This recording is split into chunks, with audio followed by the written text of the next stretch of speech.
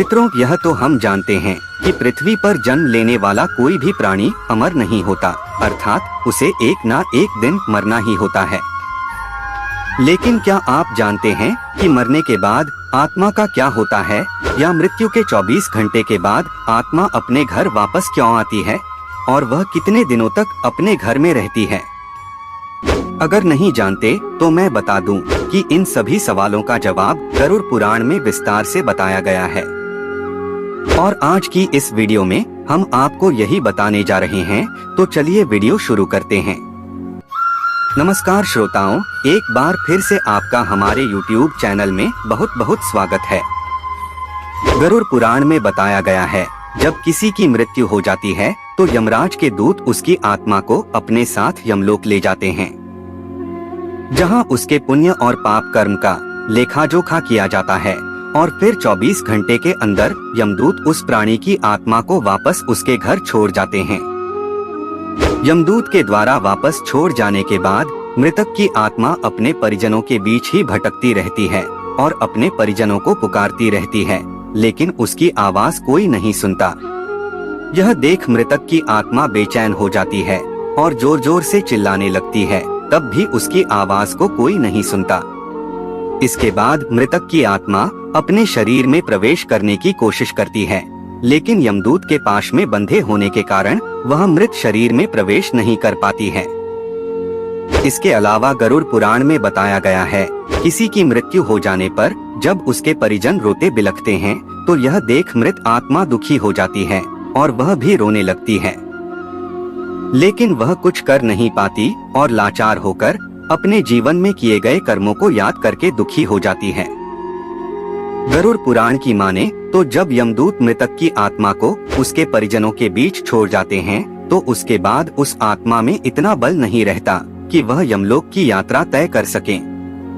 गरुड़ पुराण के अनुसार किसी भी मनुष्य की मृत्यु के बाद जो 10 दिनों तक पिंडदान किया जाता है, उससे उस मृत आत्मा के विभिन्न अंगों की रचना होती है, और फिर 11वें और 12वें दिन जो पिंडदान किया जाता है, उससे उस मृतक आत्मा की शरीर रूपी मांस और त्वचा का निर्माण होता है। और जब 13वें दिन तेरही की जाती है और मृतक के नाम से जो पिंडदान किया जाता है, उससे ही वह यमलोक तक की यात्रा तय करती है। अर्थात मृत्यु के पश्चात 13 दिनों तक जो मृत आत्मा के नाम से पिंडदान किया जाता है, उसी से आत्मा को मृत्यु लोक से यमलोक तक जाने का बल मिलता है। मित्रों, इसलिए गरुड़ पुराण में बताया गया है कि जब किसी मनुष्य की मृत्यु हो जाती है तो उसकी आत्मा 13 दिनों तक अपने परिजनों के बीच भटकती रहती है, और इसके बाद मृतक की आत्मा मृत्युलोक से यमलोक की सफर पर निकल पड़ती है, जिसे पूरा करने में उसे 1 साल यानी 12 महीने का वक्त लगता है। मान्यता के अनुसार 13 दिनों तक किया गया पिंडदान इस 1 वर्ष मृतक की आत्मा के लिए भोजन समान होता है। मित्रों, अब आपके मन में सवाल उठ रहा होगा कि अगर किसी मृत आत्मा के निमित्त पिंडदान नहीं किया गया तो क्या होगा? तो मैं आपको बता दूं, इसका भी वर्णन गरुड़ पुराण में विस्तार से किया गया है, जिसके अनुसार जिस मृतक आत्मा के नाम से पिंडदान नहीं किया जाता है, उसे 13वीं के दिन यमदूत जबरदस्ती घसीटते हुए यमलोक ले जाते हैं, जिससे मृत आत्मा को यात्रा के दौरान काफी कष्ट उठाना पड़ता है। इसलिए हिंदू धर्म में हर मृत आत्मा के नियमित 13 दिनों तक पिंडदान किए जाना आवश्यक बताया गया है।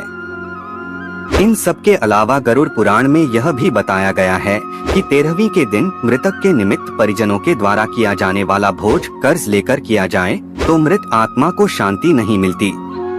मृत आत्मा को इन बातों का बड़ा ही कष्ट होता है, मन ही मन सोचता है कि काश मैं अकेले ही कष्ट उठाता।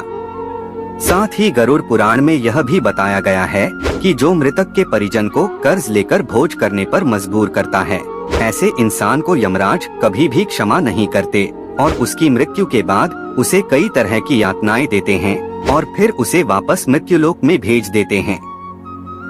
साथ ही गरुड़ पुराण में यह भी बताया गया है कि जो मनुष्य जीवित रहते पुण्य कर्म करता है, उसे यमदूत मृत्यु के 13 दिनों बाद अपने साथ यमलोक ले जाते हैं, और ऐसी आत्मा को मृत्युलोक से यमलोक तक जाने वाले मार्ग में किसी भी तरह का कष्ट नहीं भोगना पड़ता।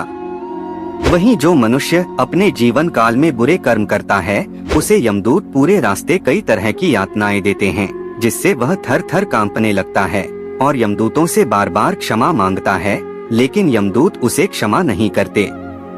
इसके बाद जब पुण्य आत्मा यमलोक पहुंचती है तो यमराज उसे स्वर्ग लोक भेज देते हैं, जबकि पापी आत्मा को उसके द्वारा किए गए बुरे कर्मों की सजा भुगतने के लिए नर्क लोक भेज देते हैं और सजा पूर्ण होने के बाद निम्न योनि में मृत्यु लोक भेज देते हैं।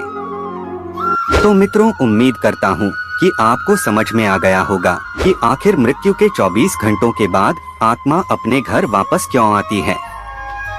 मित्रों, वीडियो अच्छी लगी हो तो लाइक करके हमारे चैनल को सब्सक्राइब कर लीजिए, ताकि ऐसे ही सनातन धर्म से जुड़ी जानकारी आप तक पहुंचती रहे। वीडियो पूरा देखने के लिए आपका बहुत बहुत धन्यवाद।